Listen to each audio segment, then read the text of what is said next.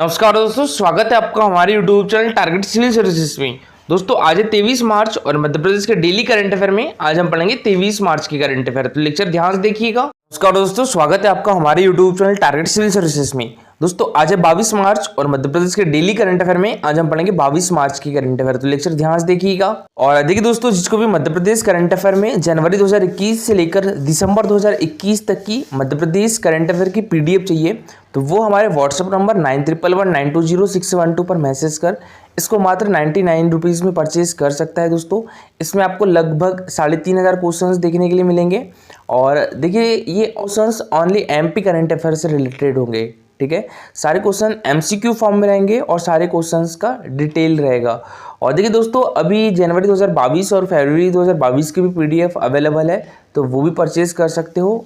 और देखिए दोस्तों, बात करें हम दिवस की तो 3 मार्च को विश्व वन्यजीव दिवस मनाया जाता है, 4 मार्च को राष्ट्रीय सुरक्षा दिवस मनाया जाता है, 7 मार्च को जन औषधि दिवस मनाया जाता है, 8 मार्च को अंतर्राष्ट्रीय महिला दिवस और राष्ट्रीय महिला दिवस कब मनाया जाता है 13 फरवरी को, 12 मार्च को दांडी कूच दिवस मनाया जाता है, 14 मार्च को नदियों के लिए अंतर्राष्ट्रीय कार्रवाई दिवस मनाया जाता है, 15 मार्च को विश्व उपभोक्ता अधिकार दिवस मनाया जाता है, 16 मार्च को राष्ट्रीय टीकाकरण दिवस मनाया जाता है, 18 मार्च को भारत का आयुध निर्माण दिवस और वैश्विक पुनर्चक्रण दिवस मनाया जाता है, 20 मार्च को अंतर्राष्ट्रीय हैप्पीनेस डे मनाया जाता है और 21 मार्च को दोस्तों अंतर्राष्ट्रीय वन दिवस मनाया जाता है और 22 मार्च को मनाया जाता है विश्व जल दिवस। दोस्तों आज है 23 मार्च और 23 मार्च को मनाया जाता है शहीद दिवस।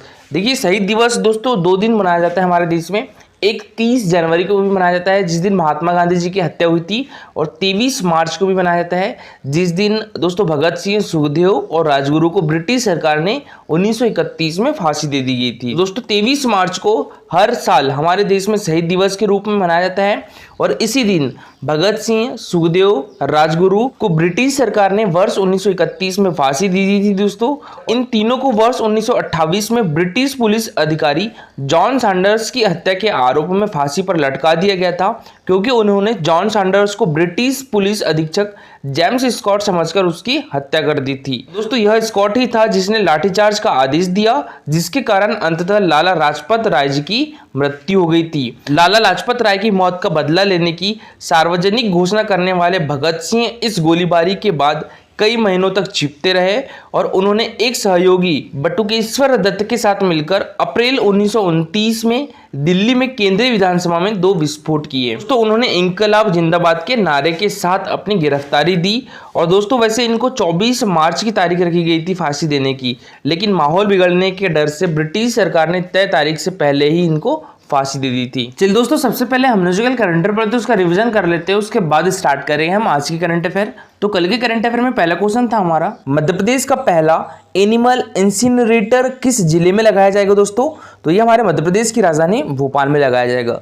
तो इसका आंसर क्या जाएगा? ऑप्शन नंबर बी, भोपाल में। नेक्स्ट क्वेश्चन दोस्तों हमारा, मध्य प्रदेश के किस मेट्रो हॉस्पिटल को best hospital of the year 2022 के अवार्ड से सम्मानित किया गया है दोस्तों? तो ये जबलपुर मेट्रो हॉस्पिटल को। तो इसका आंसर क्या जाएगा दोस्तों? Option number C. ठीक है, जबलपुर मेट्रो हॉस्पिटल को दोस्तों best hospital of the year 2022 के अवार्ड से सम्मानित किया गया है। नेक्स्ट क्वेश्चन दोस्तों हमारा, रुपे कार्ड और ई टिकटिंग से जुड़ने वाला देश का पहला राज्य कौन सा है दोस्तों? तो ये हमारा प्यारा मध्य प्रदेश है। तो इसका आंसर क्या जाएगा? Option number B. ठीक है, मध्य प्रदेश। और देखिए दोस्तों, अभी हाल ही में मध्य प्रदेश ऐसा पहला राज्य है जहां संग्रहालयों और स्मारकों में प्रवेश के लिए रुपे कार्ड और ई टिकटिंग व्यवस्था लागू कर दी गई है। ठीक है, तो ये याद रखिएगा। देखिए रुपे कार्ड और ई टिकटिंग से हमारा मध्य प्रदेश पहले ही जुड़ गया था और अभी हाल ही में संग्रहालयों और स्मारकों में प्रवेश के लिए भी रुपे कार्ड और ई टिकटिंग की व्यवस्था लागू कर दी गई है। क्वेश्चन दोस्तों हमारा, चित्र भारती फिल्मोत्सव 2022 का आयोजन हमारे मध्य प्रदेश के किस जिले में किया जा रहा है दोस्तों? तो ये किया जा रहा है हमारे मध्य प्रदेश की राजधानी भोपाल में। तो इसका आंसर क्या जाएगा? Option number B, Bhopal. और भोपाल में भी किस विश्वविद्यालय में किया जा रहा है दोस्तों? तो ये माखनलाल चतुर्वेदी राष्ट्रीय पत्रकारिता एवं संचार विश्वविद्यालय में किया जा रहा है। और माखनलाल चतुर्वेदी राष्ट्रीय पत्रकारिता एवं संचार विश्वविद्यालय कहाँ पर है? तो ये भोपाल में है। इसकी स्थापना कब हुई थी? 1990s में हुई थी। ठीक है, और इसके अभी वाइस चेयरमैन कौन है दोस्तों? तो ये प्रोफेसर केजी सुरेश है। बात करें हम चित्र भारती फिल्मोत्सव 2022 की, तो इसका आयोजन किसके द्वारा किया जाता है दोस्तों? भारतीय चित्र साधना के द्वारा किया जाता है और इसके राष्ट्रीय अध्यक्ष कौन है दोस्तों? वो है प्रोफेसर बीके कुठियाला है। ठीक है। और इसकी शुरुआत कब से हुई थी दोस्तों? इसकी शुरुआत 2016 से हुई थी, इस उत्सव की शुरुआत। तो इसका जो पहला आयोजन है वो भी कहां पर किया गया था? वो हमारे मध्य प्रदेश की आर्थिक एवं औद्योगिक राजधानी इंदौर में किया गया था। इस बार दोस्तों चित्र भारती फिल्मोत्सव का आयोजन कहां पर हो रहा है? तो ये भोपाल में हो रहा है 2022 में। ये कब से कब तक चलेगा दोस्तों? 25 मार्च से लेकर 27 मार्च, यानी 3 दिन चलेगा। तो अब स्टार्ट करते हैं आज के करंट अफेयर। तो आज के करंट अफेयर में पहला क्वेश्चन है हमारा, देखिए दोस्तों, हमारे मध्य प्रदेश गवर्नमेंट ने निर्णय लिया था कि हर महीने रोजगार दिवस के रूप में मनाया जाएगा एक दिन, ठीक है। तो जनवरी में 12 जनवरी को रोजगार दिवस मनाया गया था। उसके बाद फरवरी में दोस्तों 25 फरवरी को रोजगार दिवस के रूप में मनाया था। अब मार्च में हमारे मध्य प्रदेश में राज्य स्तरीय रोजगार दिवस कब मनाया जाएगा दोस्तों? तो ये 29 मार्च को मनाया जाएगा। तो इसका आंसर हो जाएगा ऑप्शन नंबर डी, ठीक है, 29 मार्च को। और इसके बाद दोस्तों 31 मार्च को मुख्यमंत्री उद्यम क्रांति योजना लागू की जाएगी। देखिए दोस्तों, युवाओं को स्वयं का रोजगार उपलब्ध करवाने के लिए मुख्यमंत्री शिवराज सिंह चौहान की मंशा अनुरूप 29 मार्च को रोजगार दिवस तथा 31 मार्च को मुख्यमंत्री उद्यम क्रांति योजना लॉन्च की जाएगी। और आयुक्त उद्योग श्री पी नरहरि ने बताया है कि प्रदेशव्यापी रोजगार दिवस का राज्य स्तरीय कार्यक्रम 29 मार्च को रीवा जिला मुख्यालय में होगा। मुख्यमंत्री उद्यम क्रांति योजना की लॉन्चिंग का राज्य स्तरीय कार्यक्रम 31 मार्च को Kushabhau Thackeray international convention centre Bhopal में होगा। और मुख्यमंत्री उद्यम क्रांति योजना के जिला स्तरीय लॉन्चिंग कार्यक्रम में इस योजना के सभी लाभार्थियों को आमंत्रित किया जाएगा एवं उन्हें स्वीकृति एवं वितरण पत्र प्रदान किए जाएंगे। नेक्स्ट क्वेश्चन दोस्तों हमारा, हमारे मध्य प्रदेश के कृषि एवं किसान कल्याण मंत्री श्री कमल पटेल ने किस जिले के ग्राम अबगांव खुर्द में चना उपार्जन केंद्र का शुभारंभ किया दोस्तों? ये किस जिले में दोस्तों? हरदा डिस्ट्रिक्ट में है। तो इसका आंसर क्या जाएगा? ऑप्शन नंबर ए, ठीक है, हरदा डिस्ट्रिक्ट। और ये है दोस्तों हमारे मध्य प्रदेश के कृषि एवं किसान कल्याण मंत्री श्री कमल पटेल। तो देखिए दोस्तों, किसान कल्याण तथा कृषि विकास मंत्री श्री कमल पटेल ने हरदा के ग्राम अबगांव खुर्द में चना उपार्जन केंद्र का शुभारंभ किया है और उन्होंने नवनिर्मित वेयर हाउस का लोकार्पण भी किया है।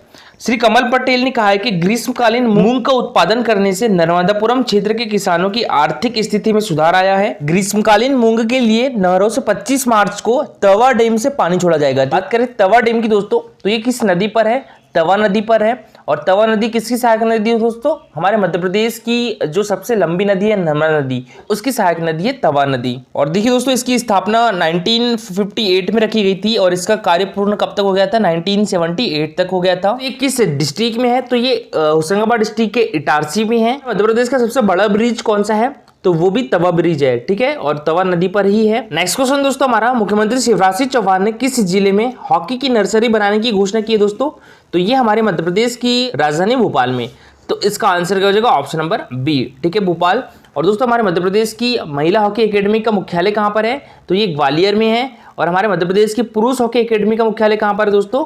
तो वो भी भोपाल में है, ठीक है। और देखिए, मध्य प्रदेश महिला हॉकी एकेडमी की स्थापना कब हुई थी दोस्तों? 2006 में की गई थी। और मध्य प्रदेश पुरुष हॉकी एकेडमी की स्थापना कब की गई थी? तो ये 2007 में की गई थी। दोस्तों मुख्यमंत्री शिवराज सिंह चौहान ने कहा है कि भोपाल में हॉकी की नर्सरी स्थापित की जाएगी। मुख्यमंत्री शिवराज सिंह चौहान अब्दुल्ला खां हेरिटेज कप हॉकी टूर्नामेंट 2022 के शुभारंभ कार्यक्रम को संबोधित कर रहे थे।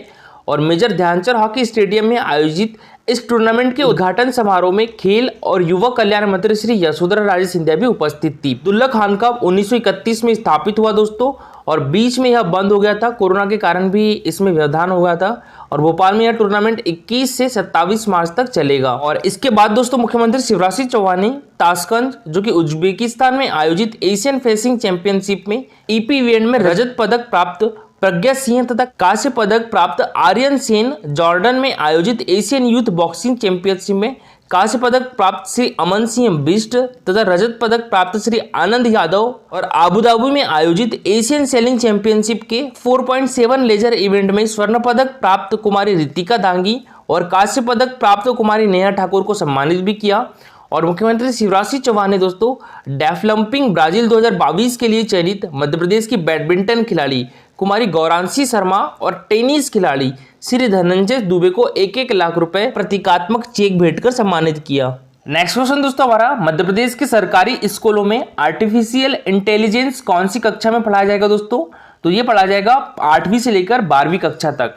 तो इसका आंसर क्या हो जाएगा? ऑप्शन नंबर सी, ठीक है, 8वीं से लेकर 12वीं तक की दोस्तों हमारे मध्य प्रदेश के सरकारी स्कूलों में आर्टिफिशियल इंटेलिजेंस कोर्स पढ़ाया जाएगा। और सबसे पहले दोस्तों इसको मध्य प्रदेश राज्य ओपन बोर्ड के द्वारा शुरू किया गया है और मध्य प्रदेश राज्य ओपन बोर्ड ने दोस्तों माइक्रोसॉफ्ट कंपनी के साथ एक MOU भी साइन किया है, ठीक है, आर्टिफिशियल इंटेलिजेंस को पढ़ाने के लिए। तो देखिए मध्य प्रदेश के सरकारी स्कूलों में कक्षा 8वीं से 12वीं तक आर्टिफिशियल इंटेलिजेंस की पढ़ाई वैकल्पिक विषय के रूप में होगी और जानकारी के अनुसार मध्य प्रदेश के स्कूल शिक्षा मंत्री इंदर सिंह परमार की घोषणा के बाद आगामी सत्र 2022-23 से मध्य प्रदेश के स्कूलों में भी इस पाठ्यक्रम को शुरू करने की तैयारी पूरी कर ली है दोस्तों। और मध्य प्रदेश राज्य ओपन बोर्ड को इस विषय की जिम्मेदारी दी गई है। इस तरह का प्रस्ताव हिमाचल प्रदेश सरकार ने भी तैयार किया है और CBSE से संबंध कुछ स्कूलों में पढ़ाया भी जा रहा है। मध्य प्रदेश राज्य ओपन बोर्ड ने दोस्तों माइक्रोसॉफ्ट कंपनी से अनुबंध भी किया है और दोस्तों इसकी शुरुआत हमारे मध्य प्रदेश के सभी 52 जिलों के मुख्यालयों के एक एक स्कूलों से की जा रही है। तो जो माइक्रोसॉफ्ट कंपनी है यह पाठ्यक्रम तैयार करने से लेकर सभी 51 स्कूलों में कंप्यूटर लैब तैयार करेगी तथा इन स्कूलों के शिक्षकों को प्रशिक्षण प्रदान करेगी। स्कूलों में 40 से 100 बच्चों की क्षमता वाली कंप्यूटर लैब तैयार पहले साल कंपनी के विशेषज्ञ ही पढ़ाएंगे। अगले वर्ष से पूरी जिम्मेदारी जो है वो प्रशिक्षित शिक्षकों की होगी। मध्य प्रदेश में 8वीं से 12वीं तक आर्टिफिशियल इंटेलिजेंस विषय के तहत प्रोजेक्ट सॉफ्टवेयर बनाना और कोडिंग करना सिखाया जाएगा। तो सुन दोस्तों, हमारा ब्राजील में होने वाली मुक्केबाजी ओलंपिक में राज वर्मा भारतीय टीम का प्रतिनिधित्व करेंगे। तो दोस्तों आपको बताना है कि इनका संबंध हमारे मध्य प्रदेश के किस डिस्ट्रिक्ट से है, तो इंदौर डिस्ट्रिक्ट से है। तो इसका आंसर हो जाएगा ऑप्शन नंबर ए, इंदौर। और दोस्तों ये है राज वर्मा। तो देखिए इंदौर के राज वर्मा मई में ब्राजील में होने वाले मुक्केबाजियों के ओलंपिक में भारतीय टीम का प्रतिनिधित्व करेंगे दोस्तों। और राज 55 किलो वजन वर्ग में ग्रीको रोमन कुश्ती करते हैं। हरियाणा, पंजाब, महाराष्ट्र तक खेलकर आ चुके हैं। तो कल का हमारा क्वेश्चन था, वर्तमान में मध्य प्रदेश के कृषि एवं किसान कल्याण मंत्री कौन है? तो ये है दोस्तों कमल पटेल। तो इसका आंसर हो जाएगा option number A, Shri Kunwar Vijay Shah हमारे मध्य प्रदेश के वन मंत्री है।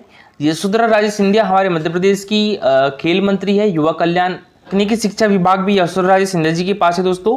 नरोत्तम मिश्रा हमारे मध्य प्रदेश के गृह मंत्री है। देखिए दोस्तों आज के लिए आपका क्वेश्चन है, मध्य प्रदेश शासन द्वारा खेल प्रशिक्षकों को प्रदत्त किए जाने वाले निम्न में से कौन सा पुरस्कार सर्वोच्च है? क्वेश्चन दोस्तों MPPSC 2020 में पूछा भी गया था। तो इसका आंसर पूरा डिटेल में दीजिएगा। और दोस्तों आज के लिए इतना ही। Thank you for watching this video.